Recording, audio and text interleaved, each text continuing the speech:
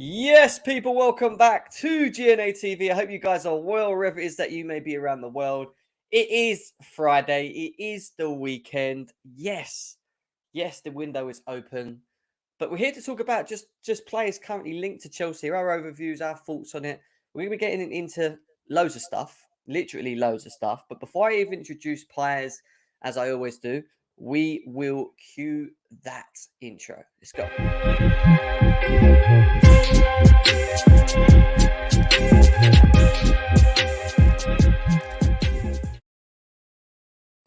Yes, people, welcome back to GNA TV. I hope you guys are well, wherever it is that you may be around the world, whether it's in the evening, whether it's a day where you are. I hope you've had a pleasant day. It is very hot in the UK, and we are both suffering from hay fever at the moment. So if you hear a lot of sniffing, we apologise. Not only just me, Piers as well. But Piers, how are you doing, my man? How are things?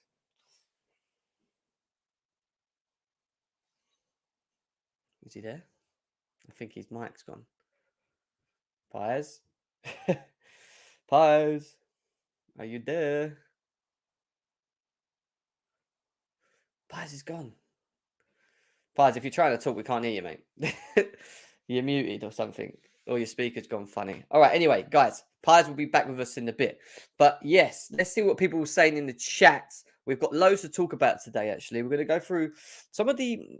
Since the last show we done with Ben Jacobs in and around talking about the targets, preferred targets for the Chelsea window, we're now going to start talking about some others that we haven't spoken about, along with maybe some a little while going. Kounde. We're going to talk about Azpilicueta. We're going to talk about Sterling. We're even going to talk about the news that are in and around Romelu Lukaku as well.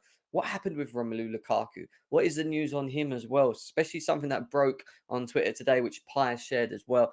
There's also some little breaking news to bring in as well in regards to a potential someone that could be in London as we speak as well. So we're going to talk about that as well. But make sure that you guys are smashing that like button. Let's get this over 75 likes.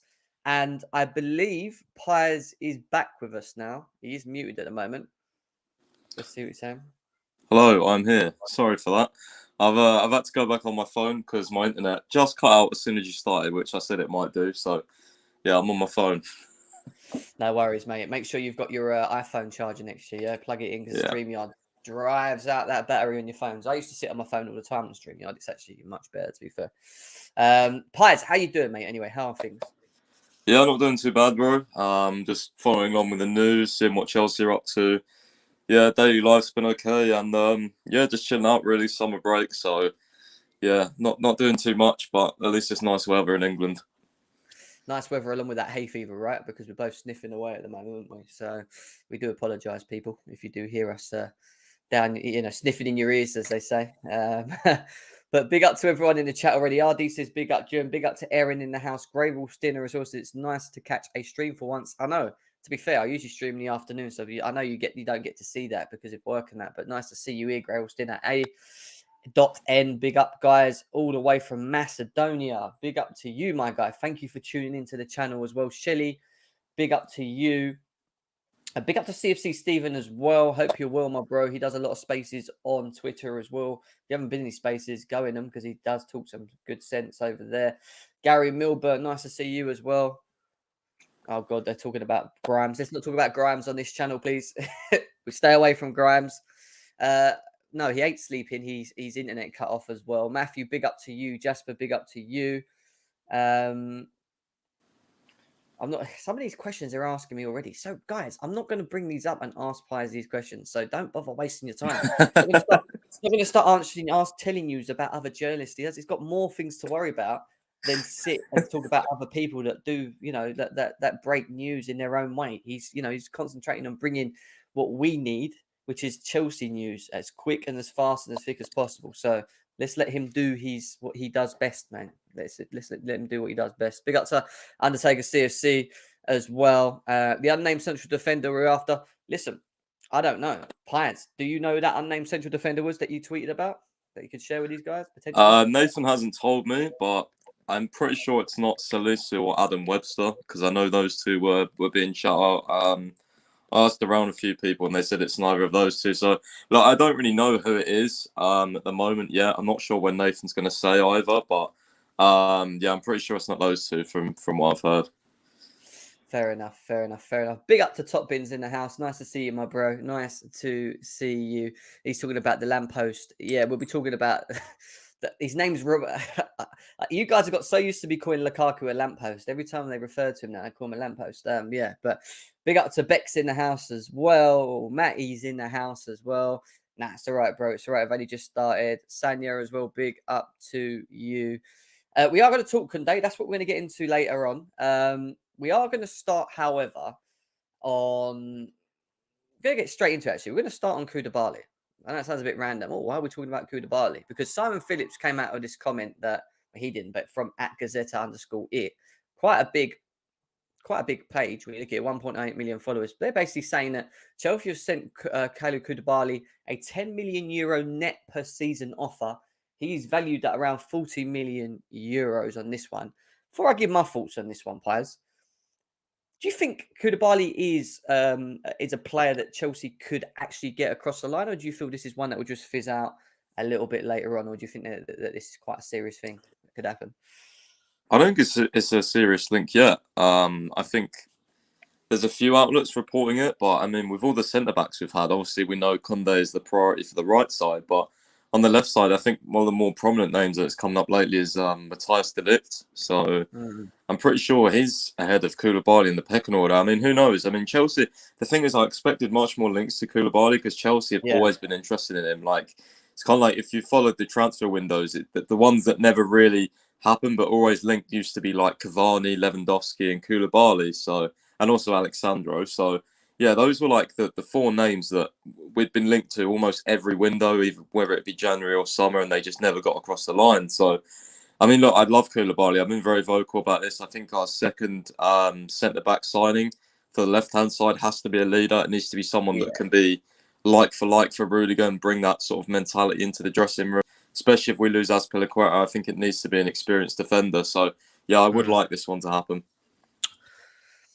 You would like it. What would be your actual first choice if you could pick to replace someone for Rudiger? Who would be your go-to defender if you had? It would be Koulibaly or De Ligt. I think with De Ligt, he's more seen as the Silva successor. I think sort of second centre back. I think, but yeah, I mean, I like both a lot. I know some people have reservations over De Ligt. I don't know quite why. I mean, Juventus have been sort of not the greatest of the team since he's joined anyway. So, and obviously he's been playing under Allegri. So, I mean, for me, I would like De Ligt at Chelsea. I just think he'll cost quite a lot of money. I know there's talks that if he extends his contract and then he, puts a release clause in it, Chelsea might go for him. But no, I've always said my first option would be Koulibaly simply because of the price as well. I think we can get him for a reasonable price.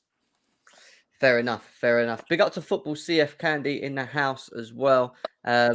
Thank you, brother. Thank you for tuning in as always. We will be talking about the central midfield area as well. It's definitely an area that we do want to touch on, which we've not heard much on about as well. But guys, there's over 100 of you here. We've only got 8 minutes in. Please make sure that you all smash that like button, subscribe if you're new to the channel as well. Big up to every single one of you guys that are already tuned in as well. My thoughts on this one is pretty much the same as Pies, really. I'm happy with the thought that Kounde will come to this football club. He's a player that I've wanted for many years now. Actually, to be honest, this is not something new. In terms of that left central area, obviously Rudiger leaving, I do feel experience is key, and having someone like Koulibaly in that has that experience, at the age of 31. All right, get the wage roll, all right. Make sure you get him on a decent wage. I don't think 40 million euros is a lot when you think about it as well. So for me personally, if Chelsea, the problem you've got with this, Pies, is that some people feel that getting a Koulibaly is more of a short-term answer when you could go and spend 50 million sterling on the lad from Leipzig. Is it Gvardiol? Is it Gvardiol? If I'm saying his name right, for example. Gvardiol, yeah.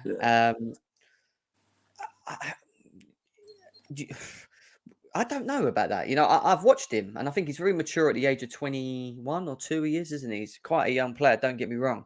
Just don't feel that bringing too many players in with the that lack of experience and at a very young age is a great idea, especially if we're looking to close the gap to the two above us. And bringing in Koulibaly automatically, for me, strengthens that area a lot quicker. Don't get me wrong, it may not be better than Rudiger. It may be better than Rudiger, don't get me wrong. But, some people will say, well, Koulibaly hasn't kicked a ball in the Premier League.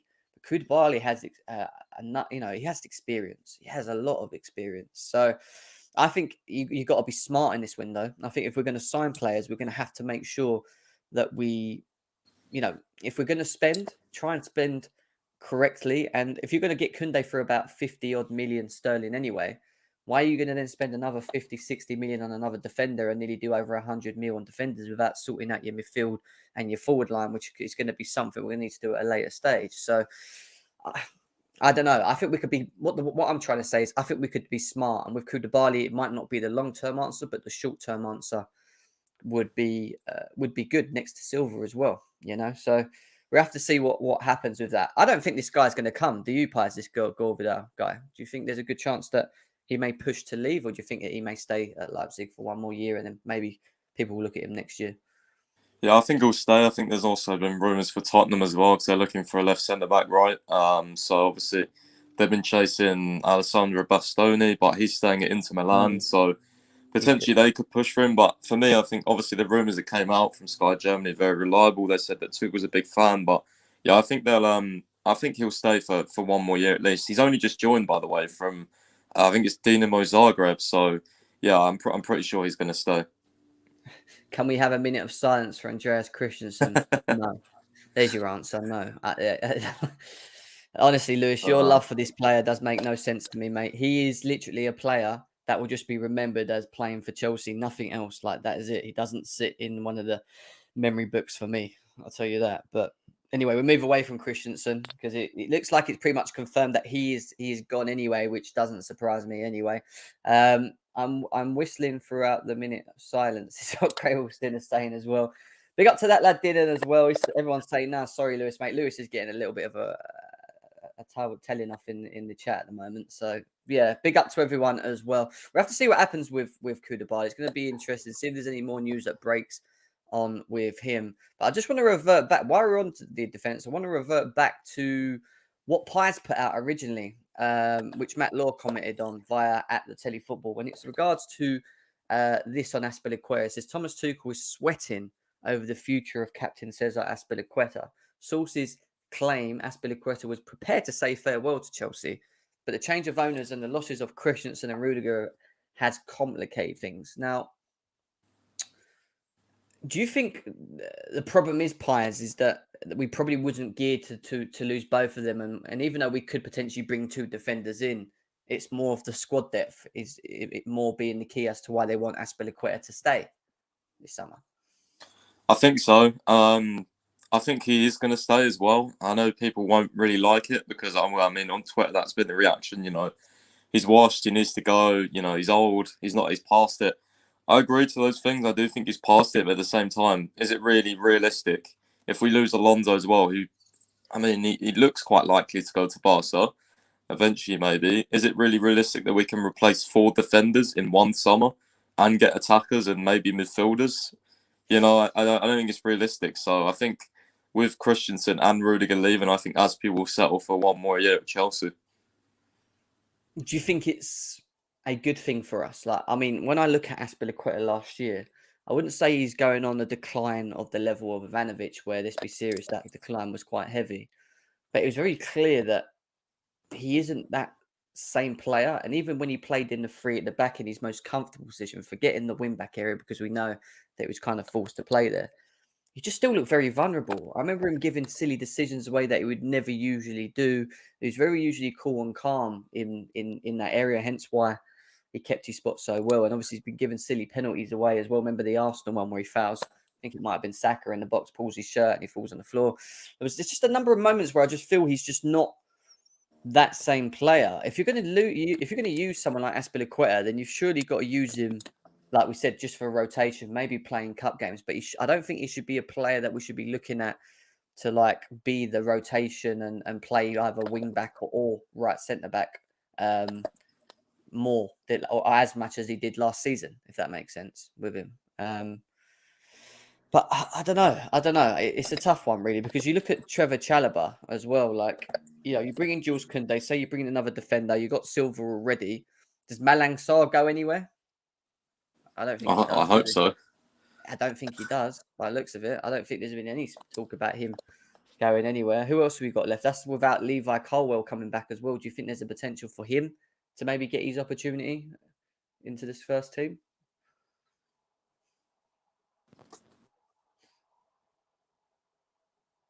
Pies is cut off again. Typical.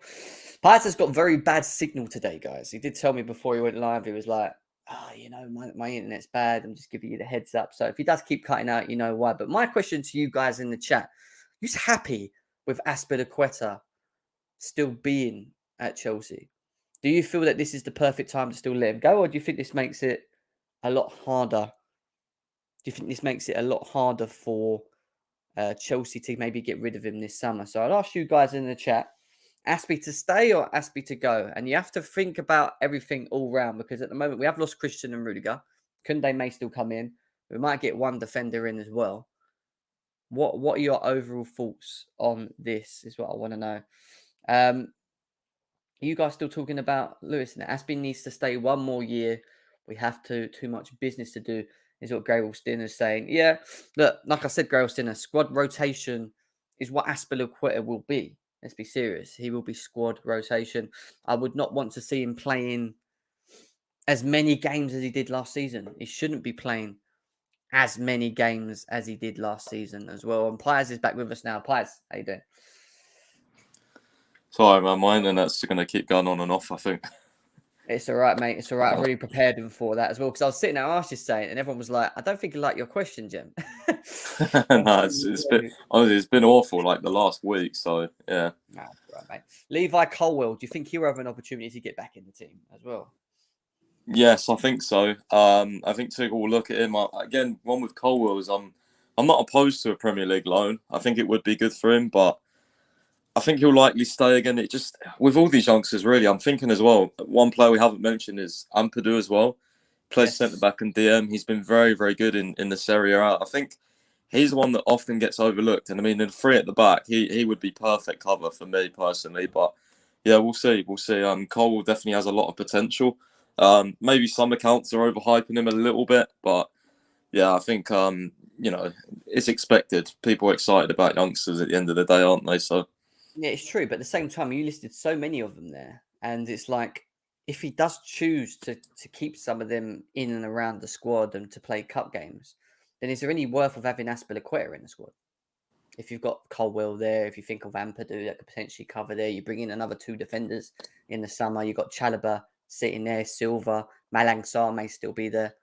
Do you know what I mean? Like, there's a lot of players in a defensive area if you're going to keep some of the academy on as well in the first team. So I don't know. I think this is going to be an interesting summer window. Not only the fact that we've got a lot to get rid of, but it seems like Thomas Tuchel's been given, say, a lot of control, but from what we're being heard, quite a lot of control, a little bit of control in regards to the transfers and the players, and maybe like I said to you in the chat, maybe part of the reason why he isn't going away. Maybe it's because he's already had this conversation and he's been given this license to kind of build his idea, which is going to be interesting. Pies internet moving like J5 on the counter. Yeah, it's very slow. That was a good one, actually, wasn't it? yeah, that's a good one. Let's talk about Jules Kounde as we're still on the defense. Yeah, guys. We've still got Sterling to talk about. We've still got Gabriel Jesus to talk about. We're going to talk about the midfield area as well. We're going to go on to Romelu Lukaku. Yeah, there's quite a bit to still go through as well. Nearly 200 of you guys here. Big up to every single one of you guys in the chat as well. Let's start with Simon Phillips' comments here.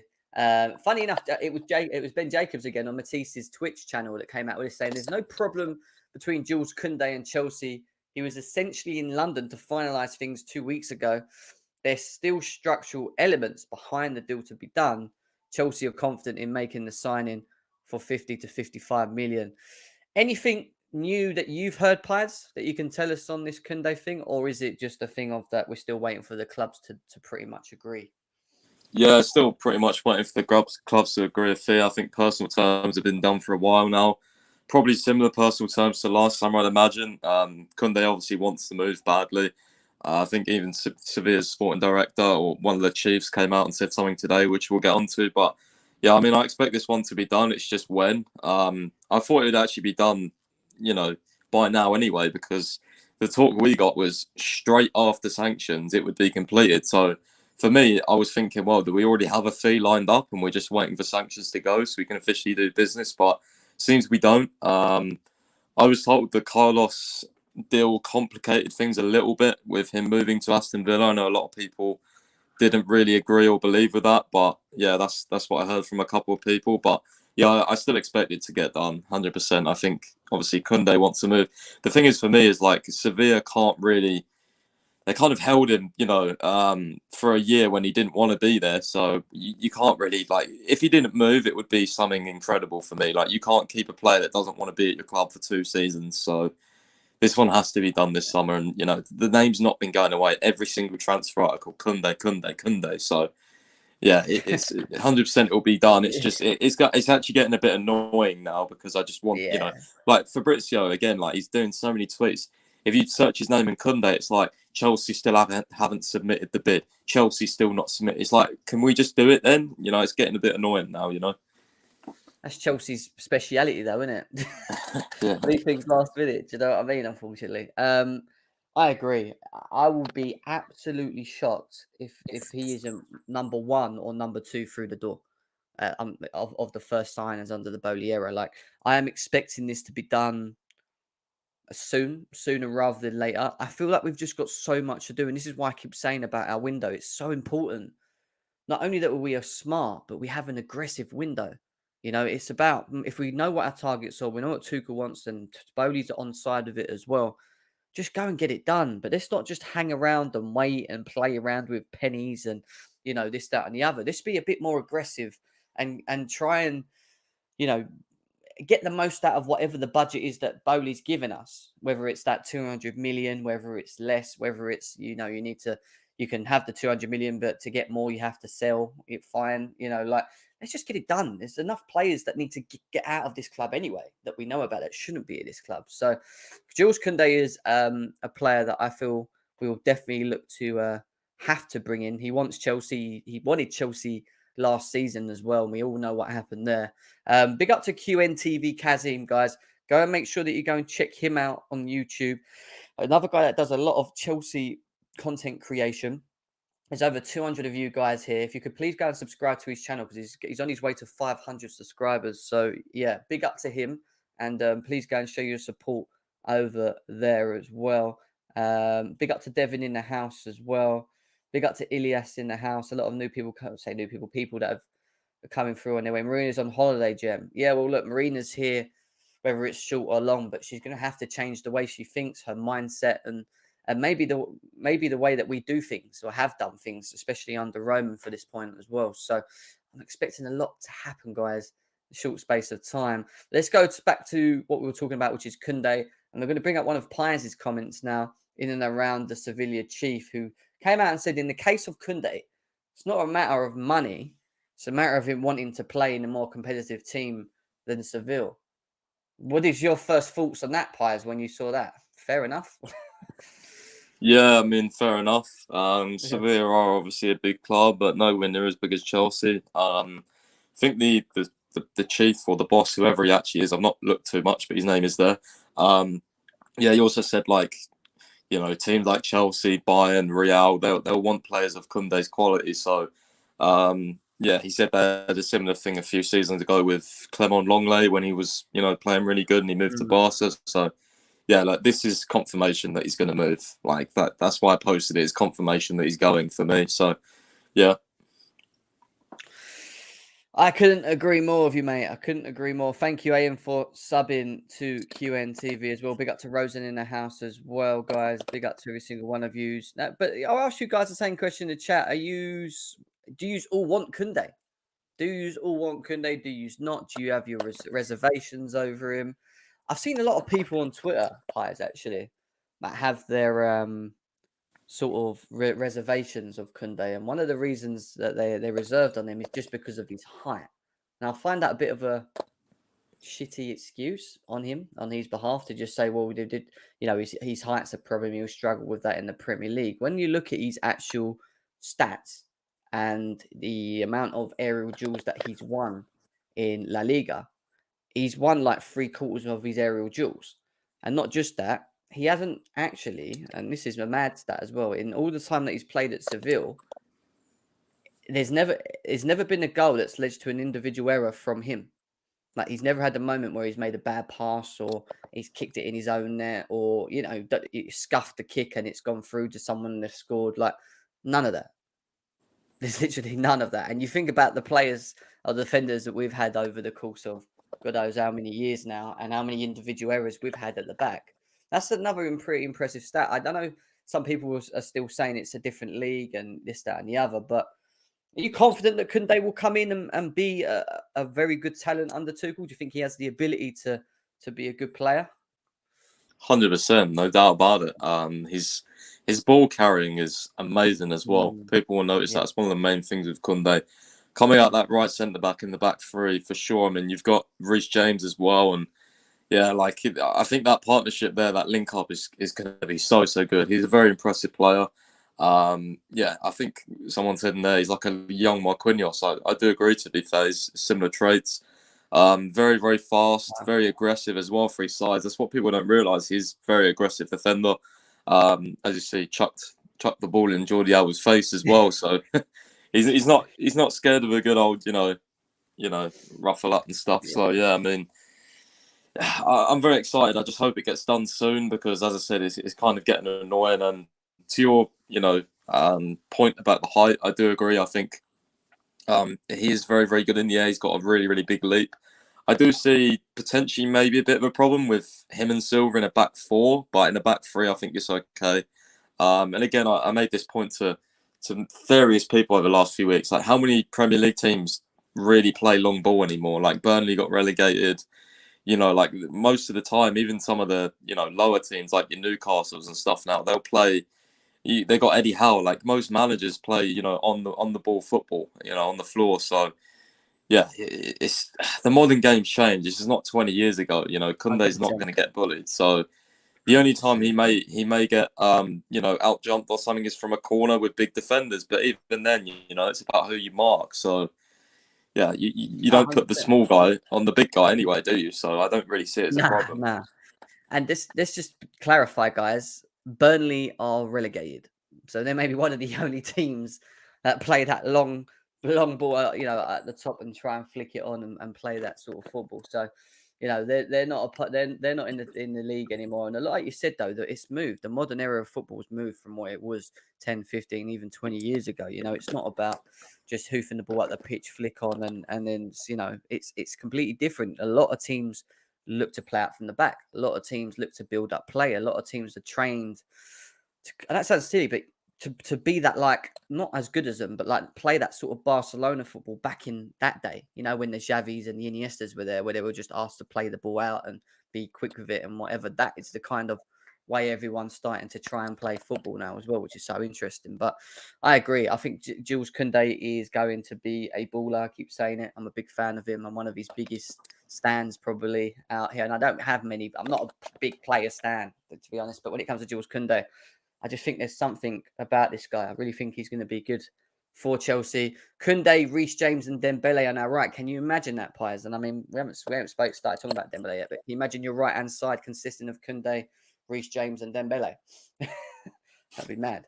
Yeah, that would be something very, very special. I mean, I was going to say we can dream, but two very likely deals, to be honest, if we can actually, negotiate properly. 100%. 100%. Guys, we're going to move away from Jules Kounde and we're going to jump on to, let's say, real news. I'd probably say news that we've not heard enough about.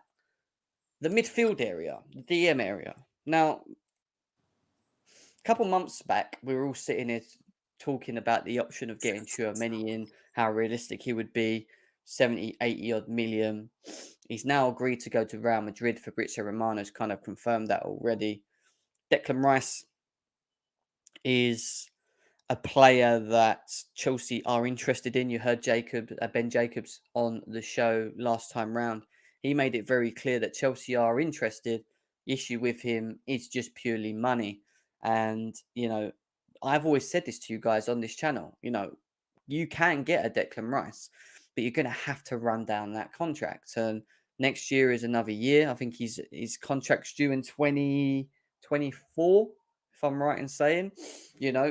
It's one of them ones where I think we may have to be patient as a fan base or as a club for a player like Declan Rice before he comes to Chelsea. He is not worth 150 million in my eyes. Everyone will have their own thoughts and opinions on him. But at this moment in time, especially in this summer window, I think it's more important that we be smart and that we try and utilize the money to cover a number of areas rather than just spunk it in one big area and maybe get one or two players then on after that, which could be an issue. You take them two out of the way because they're the two big names. And then you think about what's left. And there's Ibrahim Sangari, who would be linked, but has popped up in his name as well. There's a Bissouma, who I know a lot of Chelsea fans are quite keen on, interested in as well. There's also talks about Tielemans for around 25 million sterling, which someone was telling me today is, again, pretty cheap for a player like him.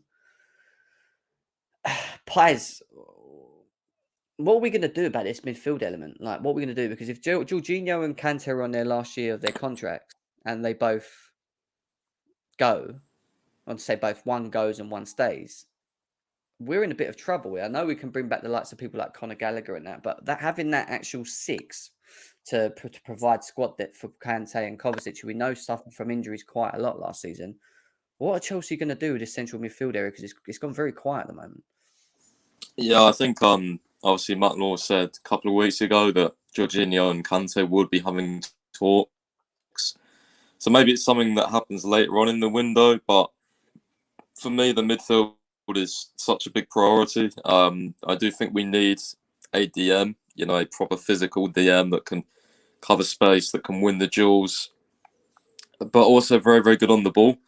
I don't know, man. I think, someone made a joke out of it already, but I like Jorginho, but like on transition, the amount of one-on-ones that, attacking transitions left our defenders having to deal with last season was quite embarrassing, to be honest. It was really, really bad. And especially at Stamford Bridge, one of the reasons why we conceded so many goals, we just got absolutely cooked in the midfield. So, yeah, we definitely need someone, but it can't just be anyone. And that's why I think, the club is so set on Declan Rice from all the reports. It was either Rice or Tchouaméni, right? Tchouaméni's gone, so I don't see Rice happening this summer. So it could be, Jorginho, Kante, Kovacic, Gallagher. Ruben Loftus-Cheek again is someone that you can debate. He played more at the right wing back though, so kind of as in like a hybrid role. So yeah, it is something that we need to sort out, bro, for sure. Yeah, it's becoming an issue. I mean, Ben Jacobs, again, on Matisse's Twitch shows, came out saying the midfield is clearly a priority for Chelsea. Chelsea admire Calvin Phillips, but there's nothing around advanced. It's Declan Rice over Phillips, though. Chelsea have also explored Amdu Haidara previously as well. So, I don't know. When it comes to trying to bring you guys with an update on the midfield area, it's very hard to bring you anything because there's just not much going on. It's just Chelsea are interested in this one, Chelsea are interested in this one. It's the same thing with this football club, has been with this football club for a number of years. We get linked with many, many, many players. I'd be surprised if we didn't look at bringing someone in. I know someone in the chat, Matty's mentioned Savic, Casemiro. If Tchouaméni goes to Real Madrid, does that then allow Casemiro to leave? And would he even be a good option for Chelsea at his age? I'm not too sure.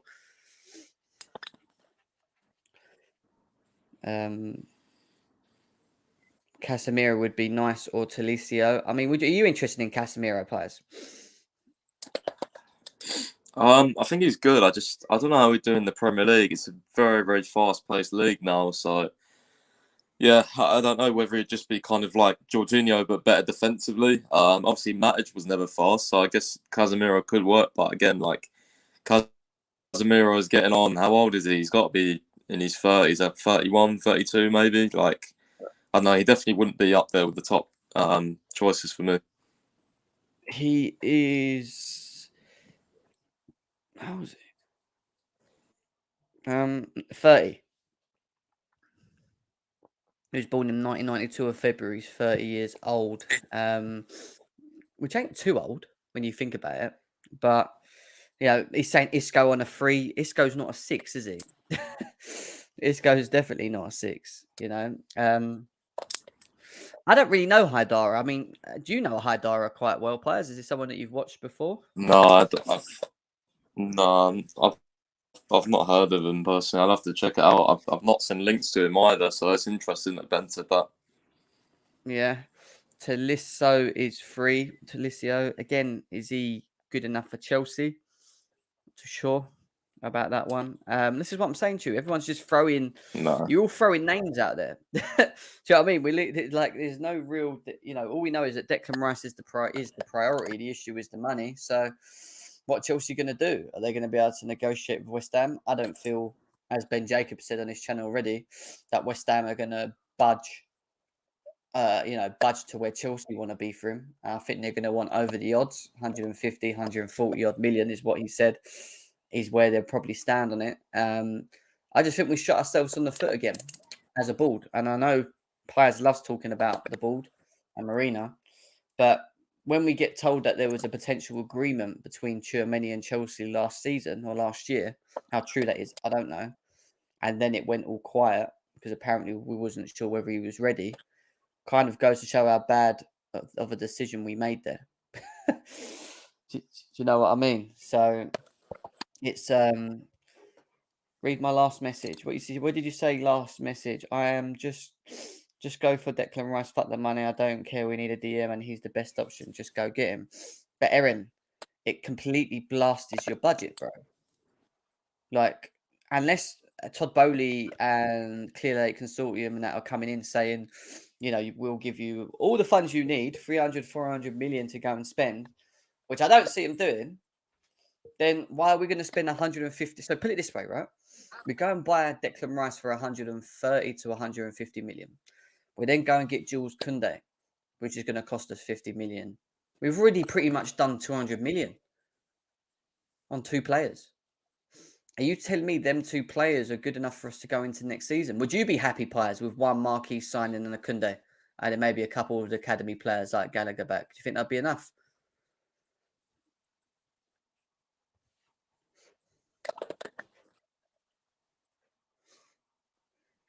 No, definitely not. We need a lot of surgery into this squad. Tuchel said the same. We need multiple signings. For me, we need 2 centre backs. We need wing back cover. We need a DM. We need 2 forwards. Those are my opinions on the whole situation. Not going to get it done in the whole summer, but if we realistically want to challenge next season, that's what we have to do. 6 signings at least. So what's this about? Adam Newsom would start negotiations for 75 million for Rice. That can't be right. Why would they start negotiating at such a low price? to what they've valued him at anyway? That don't make no sense. Unless we're giving them a player like a Broha, which people are talking about. 60 million plus Broha for Declan Rice, because apparently West Ham are interested in Broha. It's an option as well. Could Broha be included in a deal to West Ham for Rice? What do you think?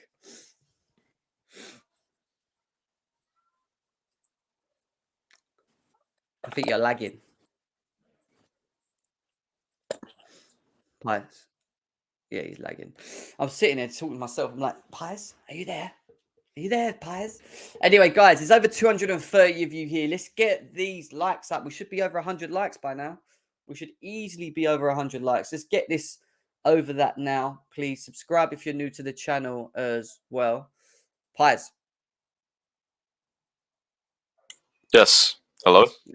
Yeah. Because I'm talking and I think you're lagging because I'm asking you saying, and then it just doesn't, we don't hear you. Oh, right. Okay, yeah, it's been a bit of a nightmare today, honestly. Broha and 60 mil for Declan Rice. Do you think Broha in a deal is a potential interest for West Ham, even though apparently they're interested in him? Yeah, I mean, of course they'll be interested in Broja, but not at the expense of Declan Rice, and it would be way more than 60 million. You're probably looking at 90 million plus Broja, in my opinion, for that. Yeah, I agree. I agree on that one. They said they will start negotiations around. Who's saying this? You're saying Adam Newson said by the Adam Midfield? Newson, Adam Newson said it earlier on today, but in my opinion, just because it's a base start negotiation price, probably be way higher, in my opinion. I agree. I agree. All right, we're going to move away from midfield because, like I said, there's not much to talk about. We're going to start talking a little bit more about the forward line. So some areas that we have heard quite a bit on, and we're going to start with Gabriel Jesus, someone we haven't spoke about as of yet. But Fabrizio Romano come out today, and he said that Gabriel Jesus is going to join a Premier League club this summer, not a Real Madrid, as explained 2 days ago. More to follow soon, which tells me he knows more, but he's just spoon feeding us with information right now. Gabriel will leave Man City for sure. No changes are expected. So, if he's staying in the Premier League, there's only 2 teams, maybe 3, but I don't see them getting him. So, I'm going to say Chelsea and Arsenal are the 2 teams that are probably looking at Gabriel Jesus. I'm going to go to Pius first and ask him his thoughts on this player. Do you think he'd be a good signing for this football club? Do you think we would benefit from having a player like Jesus, who has already played in the Premier League, all right, understands the league well enough? Do you think he'll be a good option for Chelsea? 100%. I think he's a very good player. What I like about Jesus most as well is the versatility that he offers, because he can play on the right, on the left, striker. But the good thing about Jesus as well, he's also an inside forward. So he's not an out and out winger. I think he'd suit our system very, very well. I do think Arsenal are going to get him though. I think they're way more advanced than us, and I think this Lukaku situation is going to drag on so much that we're probably going to be too late to the party. However, saying that, if Chelsea are in contact with his agents, you know, Jesus can wait it off, wait till the Lukaku situation is sorted, and then come to Chelsea. So again, it depends for me how desperate he is to move. But of course, if you're a player, you'd obviously choose Chelsea over Arsenal, as well as the fact that we have Champions League football. So yeah. And again, falls down to how aggressive Chelsea want to be, right? Because if they want a player like Gabriel Jesus and Tuchel wants him, you pay the money, but you also give him a very good wage structure, a very good package. You offer him potential bonuses. I don't know. There's a couple of things that you could do to get this player at this football club if you're hungry for it and you think, yeah, he will work. And my thoughts on him are this. He's not a typical out and out number 9 for me. He's a player that plays in a system he can play in a system, but he's quite versatile as in where he can play in the front three. He has the ability to play off the left and right. He can drop deep and link up play. He's not the greatest at holding the ball off. Is he the greatest of finishers? I think, I don't think he's bad. Don't get me wrong. I don't think he's specifically clinical, though. I don't look at him as being someone that is like the answer to Chelsea's problems in front of goal, personally. I think we're going to need more of an effort from not just obviously himself if he does come, but the others around him. And that's the issue, right? Because you look at where we are and what we have at the moment, and we have the Pulisic and the whoever ZX and Havertz, Mount. They should all be contributing a lot more than what they are. And we're going to talk about someone else, or another 2 that could potentially come into Chelsea. But Gabriel Jesus will definitely contribute to a degree. It's just I feel not enough, and it really depends on who stays, who goes. If Lukaku's going, like it seems like he is, makes it a lot easier to bring in a player like Gabriel Jesus. If Timo Werner and Gabriel Jesus is your central partner in strikers, shall I say, up front next season, I wouldn't be holding up much hope. But for me, it would depend on who we brought around him. And we would need to spend more in the forward line. So if Ziyech wanted to go, if, I don't know, Lukaku wanted to go, for example, then we need to look to strengthen that area more. I wouldn't say no to him because he's played in the Premier League and he scores goal. I just don't feel like he's the ultimate answer to all of our problems, is what I'm saying. Would he have a good relationship or chemistry with Havertz and Mount? This is the other thing. We buy these forwards, and biggest issue we have is the chemistry thing. It's about getting the chemistry right. It's getting players that had that understanding. And why I feel that he may be successful is if we do go and get at least one or two other players. And the other players that I was going to refer to and talk about on top of this, and I'll ask Pies again first on this one, is can you imagine a partnership of Raheem Sterling and Gabriel Jesus, who have already, I think he's gone. He's on the phone. Oh, he's had to go. He's had to go because his internet's played up. No, 2 seconds, guys. His internet's played up. That's cool. He's had to call BT because his internet's so bad. So he's had to leave us. But we will continue this. And you know what? We'll open up the lines very soon. We'll open up the lines and get you guys in for the next half hour or so as well. Let you guys give you his thoughts. Yeah, McDonald's Wi-Fi. He needs to get on the phone to BT. I've got BT and they're cool. Grimes is hacking his Wi-Fi. Two-part gem to Pies Dembele is getting announced July the 1st. Okay, Nathaniel, is that your sources again, mate? We'll have to wait and see. But yeah, look, Gabriel Jesus, could work. Raheem Sterling coming to Chelsea, is that an option? Again, wants to play in the Premier League, wants to potentially move back to London, his boyhood area. Would Chelsea look to have interest in two Man City players? I'm again up in the air with this guy. Again, he's a good finisher. Sorry, he's an okay finisher. He has got good numbers, but is the answer to all our problems. And the only good thing of him coming is if Gabriel Jesus comes as well, you have that chemistry. They already know each other. They played with each other before.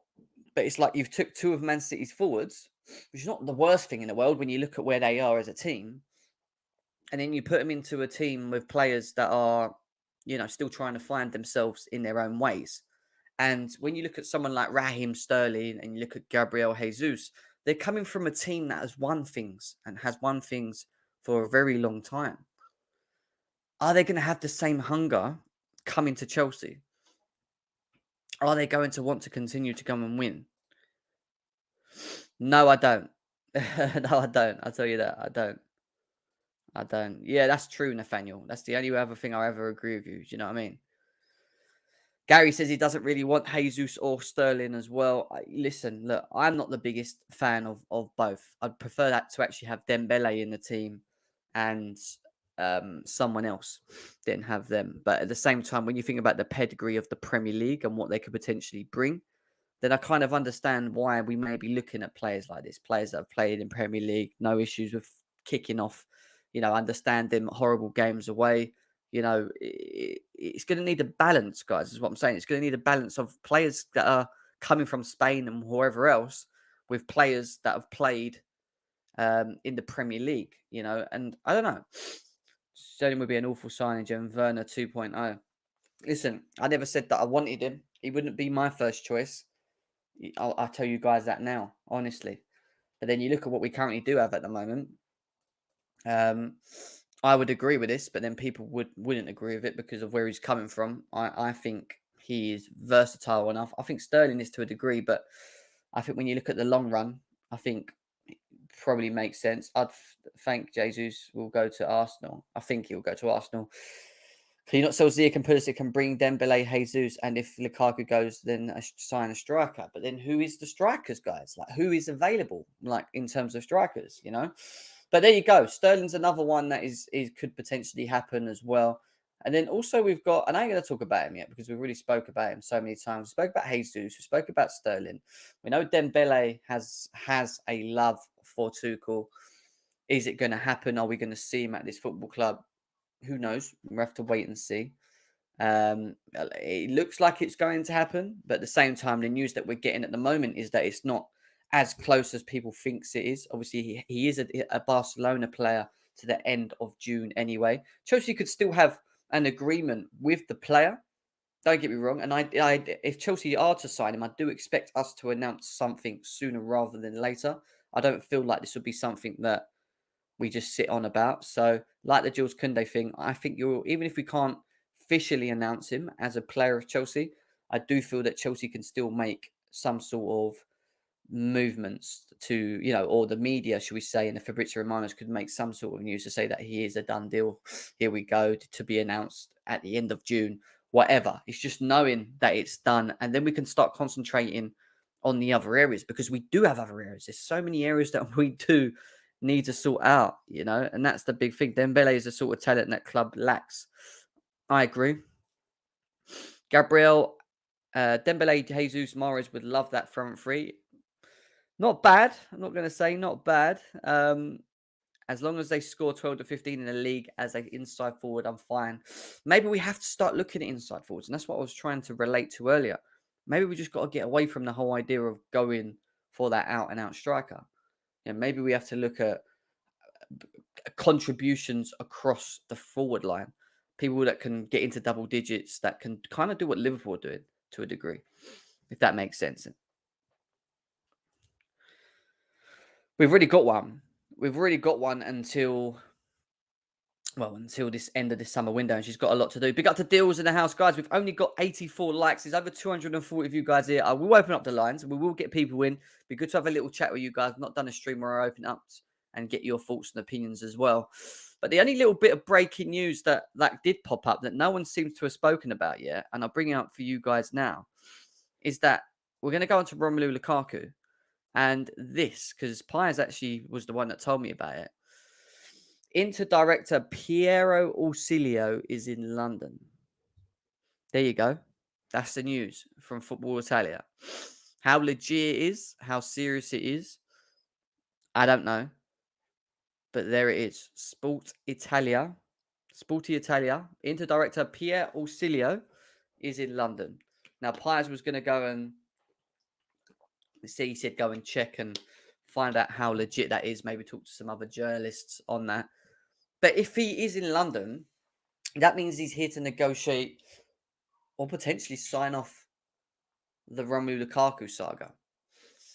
Maybe this is the moment today that Romelu Lukaku is officially not a Chelsea player. Maybe he's just come to negotiate and see what, or bring an offer towards Chelsea for them to negotiate. Maybe this is going to be more long-winded than we think. I don't know. I genuinely don't know with Romelu Lukaku anymore. But how true that comment is, we'll have to wait and see. He hasn't come out and said that, though, Nathaniel. Why are you coming out and saying that? That makes no sense. How do we let a player like Lukaku wear a Chelsea shirt? Don't get me started. Rock Nation will sort out. Do you know what? We're going to go to that next, which is so funny. Do hit the like buttons, guys, though, as well. So there you go. Sport Italia Inter director Paolo Orio is in London. How true that is, I don't know. Let's wait and see if more tears come out and confirm that for us. Pies' comments on Lukaku, though. I actually, when I first saw this, I thought this was a joke. I'm not joking. I genuinely said, oh, well, whoever done that was funny. And then they were like, no, it's legit. It's real. It's from Pies. And I was like, and I looked and I was like, oh shit, it's Pies. 112 it is. Todd Bowley links with Jay-Z and Rock Nation could help Lukaku move to Inter Milan. Lukaku is understood to have been living with an employee of Rock, and the company could play a crucial part to his transfer.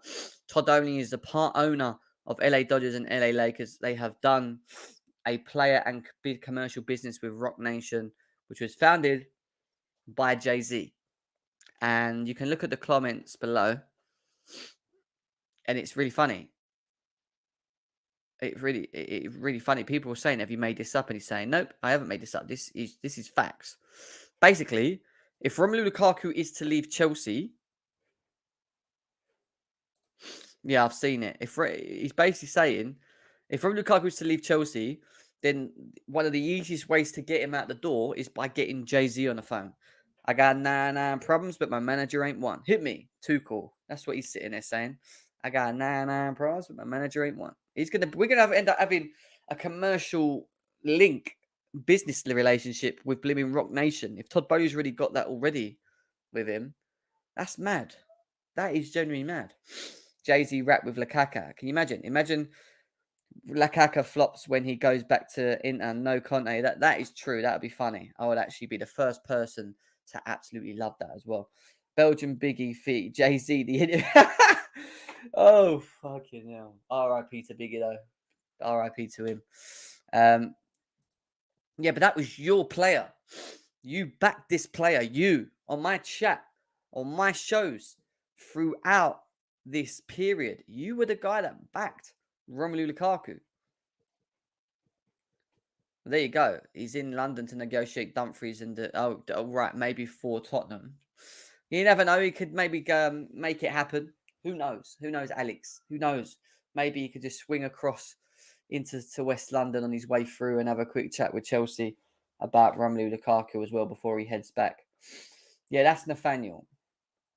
That is Nathaniel. Imagine if we really do Lukaku over and get Martinez. Can you imagine that? I'll tell you what. You can have Lukaku back if you give us Martinez, Lukaku's long-lost lover. Long-lost lover. All for banner. Tim's, I got 99 pros, but hunger pains ain't got. Oh, fuck. Gotta stop doing this. Anyway, guys, it is nearly an hour in the show. Like I said to you, today's show was not too of a serious one. There's not much to share yet, but let me promise you this. We will be breaking news when it comes in, whether it's about to be, when it's about to be announced or not announced, or, we hear something big. We will on the day make sure we bring it to you guys, break it down, go through it. You'll hear it here with me. It will probably be my usual afternoon streams as well. But make sure that we get these likes up. We should be over 100 likes now. We're at 95 likes, guys. Please smash the like button. Subscribe if you're new to GNA TV as well. Let's get this over 100 likes. Please do that as quickly as you can. We are going to move on to the panel because it'll be good to have a panel. I haven't spoke to you in a while. I want to give you guys 40 minutes to come in and have your say. So it could be on Romelu Lukaku. It could be on Raheem Sterling. It could be on Gabriel Jesus. It could be on Jules Kounde. You could talk about Rock Nation. You could talk about anything you want. There you go. The link is in the chat. The link is in the chat. And we've got Bryanson in the house. Bryanson, how you doing? Yeah, I'm all right. You all right, Jim? I'm all right, mate. I'm all right. How's your day been?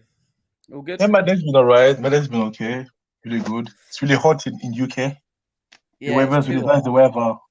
Yeah, it is. I've got a bit of hay fever at the moment as well, so it's playing me up a bit. But what is it you want to talk about, mate? Tell us. Well, in my opinion, I understand some Chelsea fans that are not happy with Sterling and Gabriel Jesus.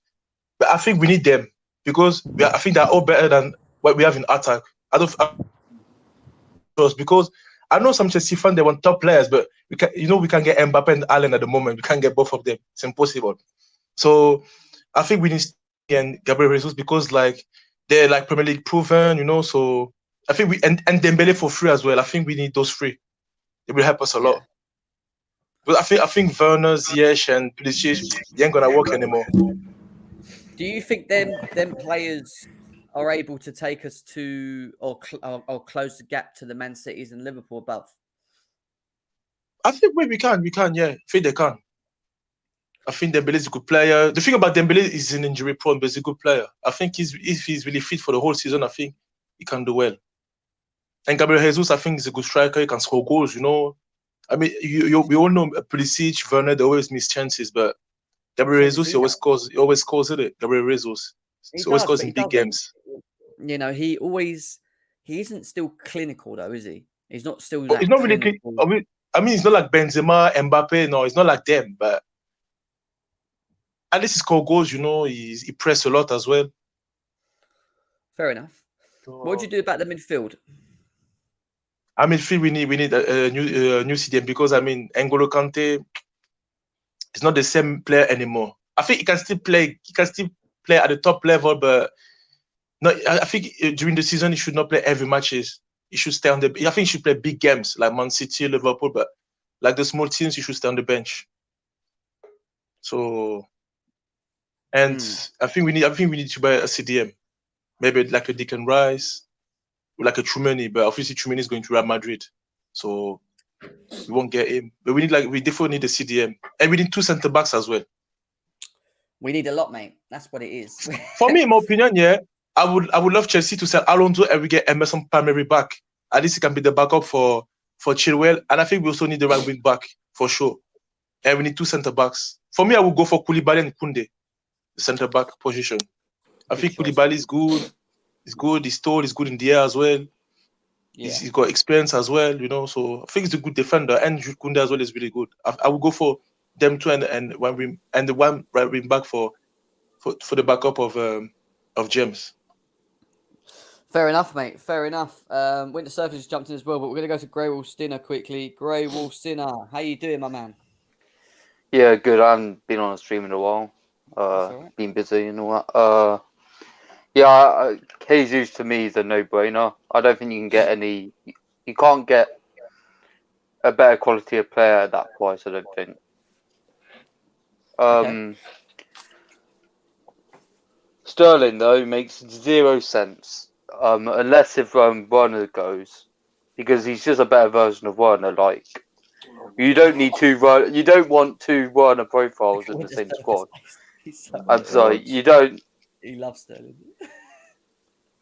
Please, this Sterling Werner thing is so annoying. Werner is not even. Werner is only. But don't compare Werner to anyone. No, He's let a me walking explain. abomination.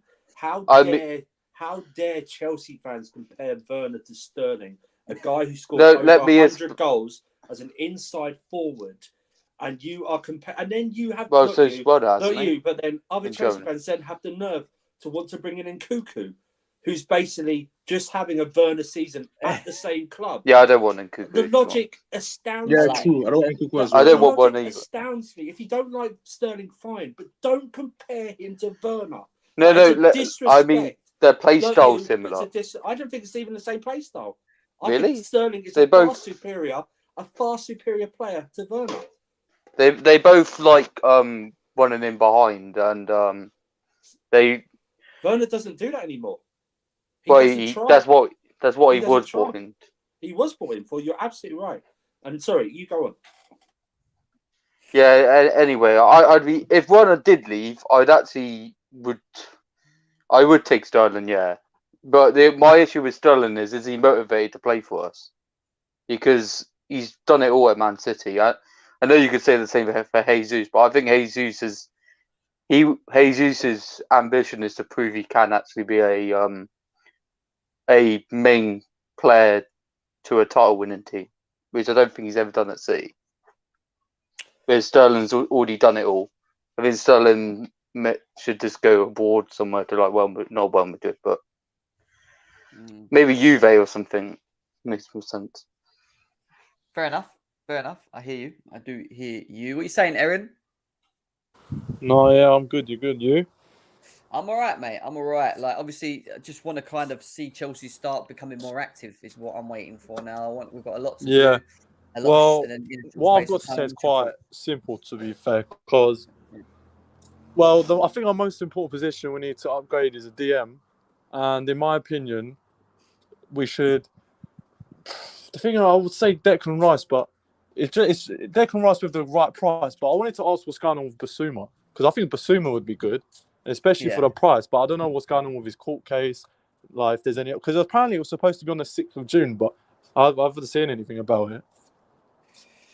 Well, it's one of them ones where we asked. Listen, I watched it. I actually think without Tchouameni and Declan Rice putting them aside, I actually think Basuma for me would be the next option for me personally. And the only reason I say is because I watched this guy at Stamford Bridge when we drew 1-1 against Brighton at home.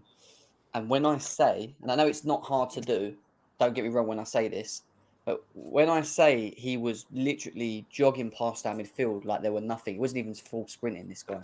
And some of his like pass, like he's passing, his level of pass is unbelievable. Like the way he always like plays it quick but direct and forward, and his interceptions as well. He always finds himself in the right position across the pitch. For what he's valued at, I think he would be perfect. And you think about the idea of like, all right, not bringing in someone that hasn't played in our league. You might as well bring him in because he has played in our league, and you ain't gonna have that worrying sort of phase of him having to gel and things like that. So I think he would be a great shout. The only issue, like you said, is what's going on with his court case, because apparently someone told me that it's now a thing of that it's going to be finished soon, and that he's now going there to pretty much just sign off the I think it's one more meeting at court for it to be signed off for whatever reasons. But I don't know. We'll have to see what happens with him. But yeah, the thing, like, say, because what I was thinking is if we was to buy him now, his price is low. But say if he was to plead non-guilty and all of that stuff goes away, wouldn't they raise his price? Well, can they do that? Well, they can, I suppose, can't they? I don't know. How long has he got left on his contract as well? That's the other thing. I don't know. I really don't know. These are questions I'm not sure on, because the problem we have in that midfield area is that we don't have any concrete, yes, Chelsea want this one. It's right. We wanted Declan Rice, but the price is a problem. Everyone else is just Chelsea are interested. Chelsea are interested. There's not much really being pulled out of it, if that makes sense. And that worries me. I'm not about you guys, but Jorginho may go, may stay. Kante may go, may stay. What are we doing? What are we doing with that six? Because we've seen that Kovacic and Kante get injured quite heavily last season, true. And we're not even talking about it at the moment. And I know it's early and it's just opened and things can change very quickly. Don't get me wrong, but I don't know. I just don't think there's many options, and I think we have to again be aggressive and quick. If you want someone, go and get it done. Do not waste time. Big up to Sosa as well. Says interest FC is what we are as well. Olu, what you saying, mate? Hey guys, how y'all doing? Not bad. How are you? Yeah, I'm doing very good. Thank you. Yeah, I wanted to contribute to transfer. The transfer market is open. I wanted to add up to what you got on what Chelsea might be looking to do. I see you asked a couple of questions. We talked about the midfield. Spoke about players who might be leaving, potentially leaving. But for me, I think it's quite funny, seeing Chelsea in this scenario. We have two centre back who just left our club, and no one is speaking about filling the void.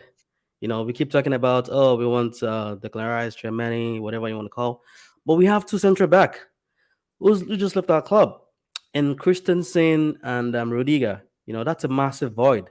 We're pretty much left with Thiago Silva, who pretty much I would say have maybe a year maximum or two left, with the young Chalaba. So I think we need to start from the back. We need to build from the back, get in some signing. And I'm still surprised Chelsea really haven't made any move. Why are we always reactive rather than being proactive? We let a couple of players leave, but we're not making moves on signing anyone. All we keep hearing is speculations. And yeah, we gotta act fast, and that's why I like the way Liverpool, Man City do business. They don't roam around regarding the fans speculations. Oh, we're gonna sign every player available. They're very objective on who they want to sign. This is who we need. This is what we're gonna sign. So for Chelsea, I don't know what we're doing. I want to believe Tuchel and the board are pretty much, strategizing on the key players they need. So from the back, if you're gonna get Kounde, let's get it done. If you're gonna get one more defender, let's do it. And with regard to the midfield as well, it's pretty much obvious. We can't go into next season hoping to compete with Liverpool, Man City with what we have. Kante, I've already said it, world-class player, fantastic, but he's not the same anymore due to his injuries. Jorginho as well, I think he's dropped a bit with regard to, standard. It's just Kovacic we got there. We need extra body. Barkley is gone. Oh, sorry, my bad. Apologies. I'm not sure if Barkley is gone, but Barkley won't be starting for Chelsea. That's guaranteed. Based on his, we can see Barkley is not up to the standard at the moment. Sahol is gone, so we need extra body there. All we got is Loftus-Cheek. So we need to sign a midfielder. I know I've once said it, Declan Rice would be good for Chelsea, but the problem is the price. If West Ham is willing to, negotiate, do business with Chelsea, that's what it says get there, him. apparently, because apparently it's believed that West Ham would start negotiations for Declan Rice in a bid of an excess of around 75 million was launched. I don't know how true that is. I mean, it's come from Adam Newson as well, but so be it. Like, regardless, if we can't get Declan Rice, let's go for the players. And that's why I said we need to be more proactive. We knew we needed a DM. Why do we need to wait till the end of the season, transfer window opens, to start shopping around? The club knows what they need. Tuchel knew what he needed from last season. So that at this point, we needed to have gotten at least 2 or 3 options. So we need to move fast in there. And with regarding my biggest concern with our team, at the front line, that's where I feel we have the biggest problem as well. We have so many players who don't deliver. They have the potential, but they lack the ability to finish games off, take the chances. And to topple that up with Lukaku's issue, it's just a disaster. If Lukaku is going to go, let him go. We bring in, good replacement. You spoke about Gabriel Jesus and Raheem Sterling. Yes, a lot of Chelsea fans could say, "Oh, we don't want these guys." But let's be real to ourselves. These are players that have won 4 league titles in 5 years. Are you telling me they don't have the right mentality to elevate our team? Definitely they do. For Gabriel Jesus, a lot of people say, "Oh, he's a winger, he's not a striker." But I can guarantee you, and he's a proven player in the EPL, he will outscore most of our wingers or attackers. So him coming to Chelsea definitely will be good signing, regardless of how you want to say it. Especially with Chelsea, we don't like to play with a big front man. So I think Gabriel Jesus will be a perfect signing for Chelsea. With Raheem Sterling, I'm not too sure. We could take a gamble on him. I don't know. But I still want to believe he's got some quality to add to the team. And lastly, for players leaving, I think it's time players like Werner, leave Chelsea Football Club. He needs to free the space. He's on a high wages. Let him go.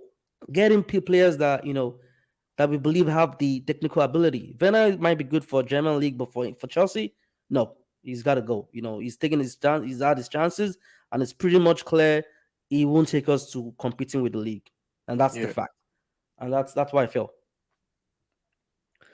Fair enough. I think you covered well said. Very, very good points, mate. Very, very, very good points, actually. Thank you. I'm going to go to Winter Surfer in a second, but Hassan's not spoke yet. Hassan, what are you saying? Yeah, man. What are you guys saying? Can you guys hear me? Yeah, I can hear you, mate. Yeah, because I was literally doing a call, so I don't know if it fully cuts out this volume or not. But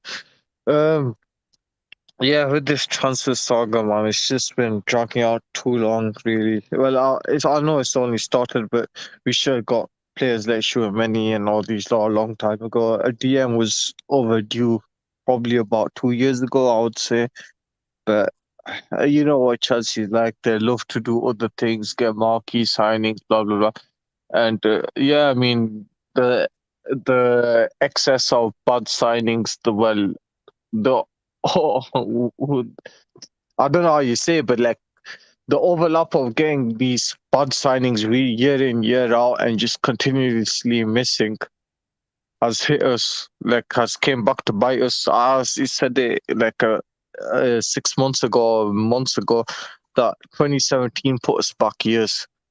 And we were just literally trying to overcome that transfer window, and we just kept on missing. And over the last few days, I've been reading the journalists keeping up with what they're saying, how much prices are, and it's not looking good because really, most of our targets are going to cost around 50 to 60 million, meaning that we're only going to get a maximum of 4 players unless we try to shop smart, which is believing in our scouts. And you know what our scouts are like.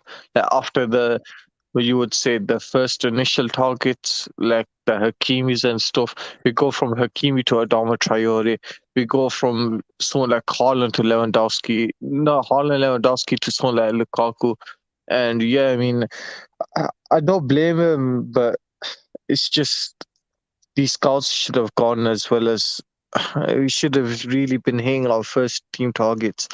And yeah, I mean, Jesus or Sterling, I think it's one or the other. I don't think we should get both because let's be honest, they both improve our attack, but let's be honest, when our attack is scoring like 5-6 league goals a season, anyone's an improvement. Like, I guarantee you they would score double-digit goals, but it's not about that. I think we would get one or the other. And preferably, I think we get Jesus. Because as long as we sort out the creators behind him, he'd score, and as well as our attackers would be a lot better. I don't think we should go for both. I think it's either or. Kounde is definitely a done deal. We can reiterate that a million times. It's just whether or not Sevilla find a replacement in time or stuff. But the DM, we just left that too late. We should have reassured players. I mean, Kamara, I don't blame them for not going for Kamara because apparently he's on 180. I think Aston Villa offered 175, 180, which is quite a lot. The only option now is Declan Rice because I don't really see anyone else. I just don't see anyone else that's actually half as decent. The problem is it's the price tag, so we're stuck with this one unless the scouts pull a finger out of their arse and find someone or find the right caliber player. But we know what our scouts are like. They're the ones that were crying about saying that our strikers are missing or we failed to sign the right strikers, but they're the same ones that got 4 to 5 running behind strikers over the last 15 years. And we just need a link-up striker as well as what's it called? A 110, 1 DM, a few centre backs, and a wing back. But the problem is we only got money for at least 4 of them based on our targets. Well, 3 if you get Rice. Big up to Gohan with the donation. He said, "Look, I know 5 subs sounds exciting, but if Lukaku stays and keeps gaining weight, he will count as 2 subs himself." Oh, for fuck's sake. Gohan, big up to you, man. Big up to yourself every time. Thank you for the donation. Goes quite far for this channel as well. Appreciate it. Yeah, big up Hassan. I get what you're saying, man. Everyone seems to be saying sort of the same things, though. Just like there's so much that needs to be done. Winter Surfer. Yo. How we doing? You seem all like good, you're suffering from hay fever like me, mate. Yeah. I went 6 days without having to take anything, and then it just... Today. Yeah, and now I can't. There's no point. I haven't got a stronger thing to take, so I'll wait it out and start again tomorrow. But yeah. Good. How's things going with the house? All right. Yeah, I'm getting there, mate. I'm getting there. I had my blinds put in today, so I've actually got some privacy now. It's nice. Yeah. Dark out blinds. But so it's all good. It's all good. I want to ask you 2 things, actually. Right? Sure. One of them. The first one I asked you is this comment in regards to Declan Rice. Apparently, Chelsea negotiating. Being able, West Ham are agreeing to negotiate from in the regions of 75 million sterling onwards. That's nice of them. That is nice, but does that really make any sense to you when they've been pushing for like the 150s, the 140s? I don't know how true that is what I'm saying. That sounds a bit of a... It makes sense to them. Of course, if that's who they want to go as their first target, they'll try and go for that. But when you see, I don't know what the difference is between him and Basuma in terms of what they think he does better than Basuma. Yeah. Because I don't know what he does better than Basuma. I'm not saying he's a bad player. And half the Chelsea fan base have to get this out of their mind when other Chelsea fans say they don't want him. It's more because of the price and never. Yeah, but he's Chelsea Winter Surfer. That's why. He's Chelsea. He's capped the badge, bro. That's what he does over Basuma, man. John Terry, mate. Yeah, died for the badge, shithousery, knee slide merchant. No, but I don't understand why there isn't a call more of why we're not seeing Basuma more linked with us. But 75 million. I mean, that's the opening bid, right? Because it's not getting up to 75 million. It's open at 75 million. I don't know. I wouldn't. 75 million. I'm sorry, man. When you've got other options out there who I think can do a good enough job. I want Basuma. I don't know about you. I've wanted Basuma for a while. I want Basuma. I think he can do just as much and maybe a bit more. You know, we see all the big Chelsea accounts like praising Rice and everything like that, and then someone asks them about like, oh, but what about Basuma? And the initial response is, yeah, he's good, but Rice just has that little bit more, and they never go into details. They never go into details what that little bit more is. They just leave it like that. But he's cap and kiss the badge. Yeah, Basuma's a better dribbler, isn't he? Yeah, Surely. but he's also, but surely this is businessman. Surely he's a better option because of his price as well. Like, Even if it's at 40 million, that's 35 million no, it is. cheaper. But also, if you were to ask me on face value, I went to the bridge and I watched Declan Rice against Chelsea and I watched Basuma against Chelsea. Yeah. I actually saw that Basuma, and I'm not. And this is going to sound. I know people are going to get annoyed when I say this because you're Declan Rice stands, and I get it. That's fair enough. But Basuma looked a lot more versatile and equipped and understood the role better than what Declan Rice did. And I'm not just talking about off the ball or with the ball. It was everything. It was his understanding of where to be. It was his passing forward was quick. His dribbling ability, his box to box, strong in the air. He's strong. He's not weak. He looks quite weak because he's quite tall and skinny. He's strong. This guy was walking. No, sorry, he was jogging past our midfield, and they couldn't catch him. He was jogging. He wasn't even sprinting. I know it's not hard to do when it's Jorginho, but the other one was I think Kovacic or Kane. I can't remember. He was jogging past them. Yeah, he had them. He dominated both games, didn't he? Yeah, and not many players actually dominate on midfield. Like, I was sitting there, right, at the bridge, and I was imagining him in the Chelsea. I'm not joking. I was like, oh my God, can you imagine if that was in our team in this football system? I was like, the ironic thing is, I don't even see Declan Rice as a 6 anymore. Isn't he converted to more as an 8 now? No, he's a 6. I don't know. He's playing as more advanced than he normally is, but I think they take turns. Either Souček goes and then he goes. But I think the most important thing is the outgoing is the most important thing. Lukaku has to be the first deal we do this summer out. He has to go. Well, that's what I was about to ask you. That was my next thing. What was your thoughts on this whole thing of Rock Nation and Jay-Z having links with Todd Bowley and this could help get Lukaku out because he was living with the employee of Rock and. I think we have to. I think if they want to have this summer be a progressive, great summer for Chelsea, they have got to do something within the next 7 days to get him out. I think because otherwise it's going to prolong. It's going to be all about getting him out. It's an impact on the squad, on the team, on the fans. Just get him out. Whatever loan offer they do, obligation option to buy, whatever 2 year, 1 year. You add in whoever into it, a Dumfries or whatever into it. Just you've got to take it. You've got to get him out because it's going to have a bad atmosphere. We need to get him out and then focus on incomings, man, because that's the most important thing this summer. Yeah, I hear you as well. I think getting rid of players that don't want to wear the shirt is as important as bringing players in at the same time. But we do need to be aggressive, and that's just what we've got. So any news on the club sponsor? Supposedly it's free. That's free for one more season. It's one more season. It's the last season. So you'll probably see by January, February, it's going to be a deal about a new sponsor because I think they'll kick free to the curb, man. I think they'll kick them to the curb. Yeah, let's see. Diane, how you doing, mate? Hey, Jam, how are you? I've got to shoot. I'll see you guys later. Bye, Andrew. Have a good day. Yeah, what are you saying, Dan? Hey, Jam, how are you? I think everything goes well to you. And everyone here in the panel. So I have a quick question. I think Andrew's right about Lukaku. I think it's time for him to go on. I think it's finished. The Lukaku chapter is done, and I'm actually happy about it. So we don't have to hear anything about Lukaku anymore.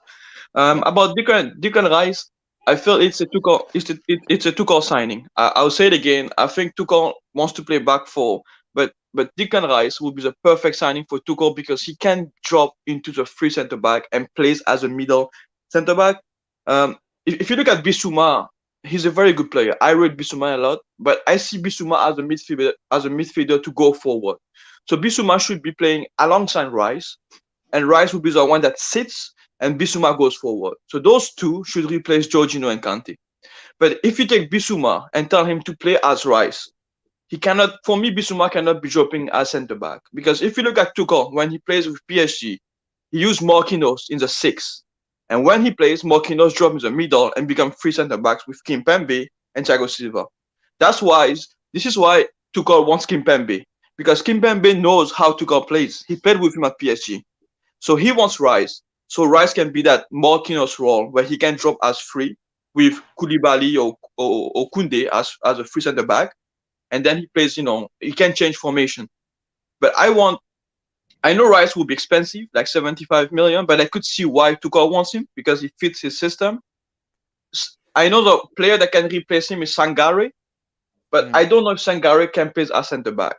You know, the things that you have to understand. One thing, Rice, he grew up playing center back, so he knows how it is to play as a center back, just like Marquinhos. Now he's a center back at PSG, but Marquinhos can also play as a CDM. So this is why Tuchel, at the beginning, wanted Rice and not Tchouaméni. Tchouaméni for me is more like going forward, because Tchouaméni has so more in his game. He can score goals. He can do that pass like Fabregas. So he gets so much in his game that you can tell Tchouaméni to be like, drop in and play as center back. It's not good on him. So Rice is a perfect player for that. But like I say, Rice would not be enough. I think if Chelsea wants to go high and Bowley wants to be the best for Chelsea, he needs to bring bring Rice and bring Bissouma. You fix the midfield for the next 5 years. I don't. That's how you have to go. No, I hear that. I do hear that. But and this goes back to what I say when I say we need to be smart with the signings this season. Declan Rice and Bissouma is going to cost you near 200 million. It will be very expensive. So what I'm getting at is, look, if Chelsea can negotiate and get him below the 100 mil Declan Rice, and he is the marquee signing that we want, then I'm cool. Look, as long as Thomas Tuchel wants it, I'm cool with it. I may not agree with the funding or how much they pay for it. It isn't our money. It's not our money. But at the same time, I will back the manager, because that is ultimately what we wanted in the first place. When we sit there and we speak about people like Romelu Lukaku, I don't feel like that was a Tuchel signing. I still hold that to this day. I've said to you guys, I don't feel that that was the one that Tuchel wanted. I feel that was more of a board signing. So my answer to that would be, if he wants him, back him, go and get him. But at the same time, don't be stupid with it. If you can't get him because West Ham want 150 million, then surely as a football club, we leave it a year. We had that conversation with him personally, which we would have done anyway. We'd had personal talks with him. But I think just to say the thing about young players, Jim, I think players like Gallagher and Broha, people can be surprised. I'm saying it right now. If someone sent a good price for Gallagher and Broha, Chelsea will send them and to get Rice or someone else, because you have to understand one thing. I feel like, for example, Broha, if Tuchel see that he in the preseason he cannot match the system or something, they can sell him so that money goes into Rice. I don't know, but I feel Chelsea might have other plans to increase the budget. That we have. They've just got to be smart with it, though. That's why I keep saying they've got so many areas to cover. Why just completely splash it on that one area? Try and be clever with it. You can get Koulibaly for 40 million euros, get it done. Jules Kounde is going to cost you 50 million sterling. But that's how many players do you think Chelsea will bring? Like, if you just feel like not considering the loans, but like buying players, how many players do you think Chelsea will probably buy? I think that they could possibly get a good 4 to 5 players brought in if they're clever. They have to be smart with it. So when I say that, I mean they get Kounde, they get Koulibaly, they don't get Declan Rice, they don't. They go and get a Bissouma, and they agree him for 40 odd million. Let's just say, for example, They then go for the forward line. They bring in Dembele, who they get on a free. So that's 4 players already. And then you look to bring in either like another forward, Jesus, or Sterling's been spoken about. That's 5. And then, when you look at it there, you've done about 140 or 30 or 40 odd million. And that's without bringing Conor Gallagher and Broha, who could come back in as well. But then if you have got a 200 million budget, you could then look at maybe either strengthening the midfield with another individual, or you could look to the wing backs and maybe get some support for Reece James or add another defender. But you'd have bought 2 defenders in at that point. So what I'm saying is we could get a good 5 to 6 players, or if we're clever. But it's the way we do it and how we approach it. And I just don't know whether our board's capable of doing that under Marino. That's my issue.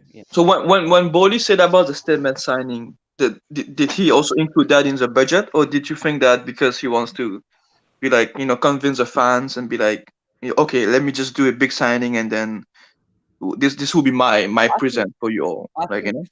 If I'm apparently France are losing 1-0. Interesting. If I was I read something about Todd Bowley saying that he wants to bring in someone out the ordinary, out the blue. Basically set a statement. And I do think they will have that statement signing. I do think they will make that statement signing. I don't know who, but they will look to sign someone. Now, a statement signing can still be someone like Dembele, because even though he's free, he's a massive prospect. He's a big young talent. He's a big name. He's coming from he's a big name. Doesn't mean spending 150 million on a player that's got 4 or 5 years left in his contract is a statement. You know, they could, and I don't want to see this. He could potentially go and get Neymar, because Thomas Tuchel has a great relationship with him. And that would be a big statement. I don't want that. I'll be honest with you guys. I don't. I'm not a massive Neymar fan, but I know many Chelsea fans are. You know, that is a big statement in itself, providing you get the right agreement with PSG, which I don't think you will, because I think they'll rinse you. But do you think we can get both Sangare and Bissouma? Let's say we don't go for Rice, because let's say West Ham is going to fight for us and say, like, give us 100 million. But do you think we can get both Sangare and Bissouma like at a good price, or people will be like, okay, because Man United wants me, now Chelsea wants me, so they will like. Sorry. Do you mind if I rate Sangare at all? I don't think he's that good. Well, he needs to go to a smaller club. Like do you mind? Sorry. Do you mind if I jump in? With regarding Chelsea hoping to sign Sangare and Bissouma, right? I think the question should be, what style? How does Tuchel wants to play? So it's not just about signing Bissouma or Sangare. Is it because they're available? No, we should be signing players we feel will add value and fit into our system. We're not just signing players because they're just available. And also, with regard on the Marquis signing, why do we need to sign? Why do we need to go for a Marquis signing? We already have big players in our team already. I think we should rather focus on players and position and players that fits how we want to play. There's no point going to signing a player like a Neymar. So, like, I know he's an individual talent, but like you tell me, like, how do you want Chelsea to play bringing in Neymar in our team? Like, you tell me. That means we're going to have to rebuild again from our system. So I think we need to focus on what we have on ground, which is good. We already have the blueprint, the foundation, which Tuchel already is building or has done already in the past. So we need to just add to what we have on ground. The center back, we could get maybe a versatile 1 or 2 fullbacks, a DM, and also sell a couple of attackers to replace them with competent ones. That's what I just think we need. We don't need a Marquis signing. A Marquis signing still won't make us compete for the league. We need to build and have that depth, squad depth, and quality. I hear you.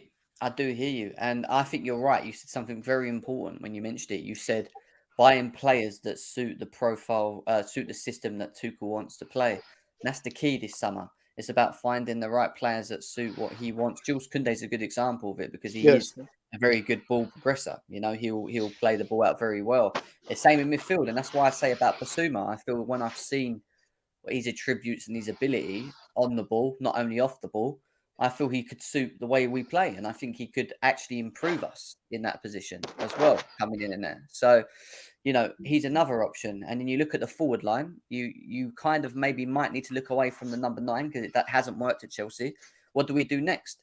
Maybe we look at bringing in forwards that can contribute to goals. Dembele, Sterling, Jesus. Like, I'm not saying they're going to all come, but it's looking at the profile of players that are going to enhance Thomas Tuchel's system, and it has to be players that he wants as well. So, yeah, the thing that I would argue with Dembele is, I think the thing that worries me is because if you bring in players like Sterling, Jesus or Dembele, but then you're still playing Havertz and Mount as a front three, then you only leave one space.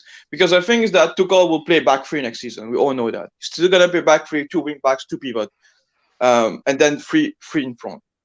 And for Mount, he's not gonna drop Mount. You see, for England, they will not drop Mount. So then it rests to Havertz, and then whoever comes are signing. So let's say you sell Lukaku, you sell Werner, whatever, that's perfect. But then if Mount and Havertz, they stick in that position, for me, Mount is a good player, but for me, he should. I mean, I don't know, because I think that if you want fluidity in front like Man City does with a Foden, Grealish, or Foden, Sterling, Mahrez, then you have to put like for me like a Havertz and like Jesus and Dembele, you know, like Sterling, Dembele, Havertz, because then that brings more fluidity. And then Mount, where does Mount go? You know, so Tuchel has a lot on him because there will be a lot of midfielders coming, Gallagher coming in, Mount is here, you know, you're bringing Dembele, and then if he's bringing Jesus, then what will happen if you're still playing Mount, you know? So that's what confused me when so many attackers being, you know, rumored to come to Chelsea. You're not gonna get played because there will be only one fighting spot, and then we still have Pulisic, we still have Ziyech. We don't know what's gonna happen to them. So I don't know, man. I think Tuchel has to think a lot about you know. Let's think about attacking players now. You know, what do you do with players like Cho? Even Cho will be there. Like, what do you guys think about Cho? He's been there hiding. Like no one's speaking about him. I'd loan him to Everton or sell him. Guys, 2 seconds. Go Ams with the donations. Thoughts on that Scottish chimney sweeping dwarf coming back? Brexit Pep told me he's CFC's yesterday. He's talking about Billy Gilmore. Talk about Billy Gilmore here. But we need to sell him. We need to sell him to Rangers. I haven't got no faults other than if Billy Gilmore wants to be squad depth, fine to me. I don't know. I don't know what Tuchel's going to do with him. I know you don't like him there, by the sounds of it. Again, thank you for the donation as well. Varna, you're saying that he's not Chelsea standard. I've asked you again how many times in the chat. Who is Chelsea standard for you? I don't like it when people moan about players not being a standard, but then don't tell me who they think's a standard. So tell me, bro. You're always in the chat, and I've got a lot of respect for you. He's saying get Rice in. Okay, but then if Declan Rice is costing you 150 million and you have a 200 million budget, do you feel that bringing him in and maybe one more player on top of that is the best thing for Chelsea moving forward into next season? We need 2 defenders. We need to sort out a forward line. And we need to sort out potentially maybe wing backs. All right, we might be able to cover it with academy players and whatever in certain areas for a season and Emerson. But do you feel that that's the best way to approach it? I don't think to put this Rice deal into perspective, right? This is 1/3 of Chelsea's revenue and essentially 10% of what Roman spent in a decade on a single player. It's too much money, man. It's stupid. Yeah. I'm sorry, unless it's Ronaldo or Messi. It's not worth it. Well, it's next season for me, not this season. Too much money. I think Bissouma, a lot of for the individual fan that said he's not Chelsea standard. So what's, like you said, Jem, what's Chelsea standard? This is a man every time he plays against Chelsea, he does bust the midfield. So like when you say he's not Chelsea standard, he hasn't played for Chelsea. He's played for a lesser team, and you can see his quality. He can do the job at a lower price. So I think there's no harm in him coming to Chelsea. He could be part of the squad depth, and if he's that good, he does prove himself. So when we say he's not good for Chelsea in terms of the standard, then there's a question mark there.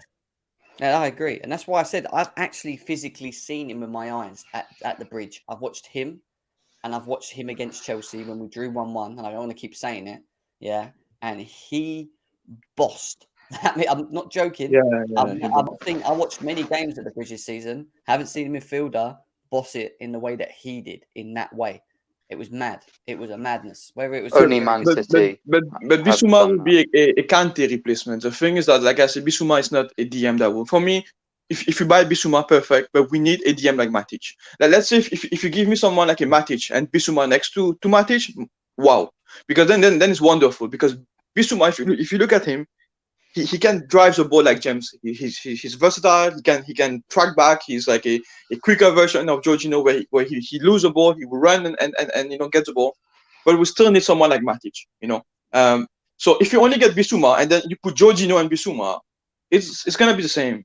It's gonna be the same because then it's not worth keeping Jorginho and Kante and only get Bissouma and say, hey, we good. Then it's gonna be the same. If you get Bissouma, you need to get someone to be on DM. So back to Tuchel, the only thing that I'm a bit happy this season is Tuchel has the power, which we never saw before. That's the only confidence that gave me, because I've seen many people here that were saying, like, I was scouting, and they were 100% right. Our scouting was so bad. I respect Roman. I think he's the best thing happened to Chelsea, but Roman and scouting would look at people like Lukaku. Who is the best player? Who's in the news, in the headline? Let's go like Haaland, like Lukaku. We don't even see if Haaland or Lukaku will suit Tuchel. But now Tuchel has a power. That gives me confidence. Bowley give him some money, but Tuchel have to make sure that, because we have to be competitive next season. We're not going to win the league, but we have to go far in Cup game or Champions League. And there will be pressure on Tuchel next season because our attacking has been so poor.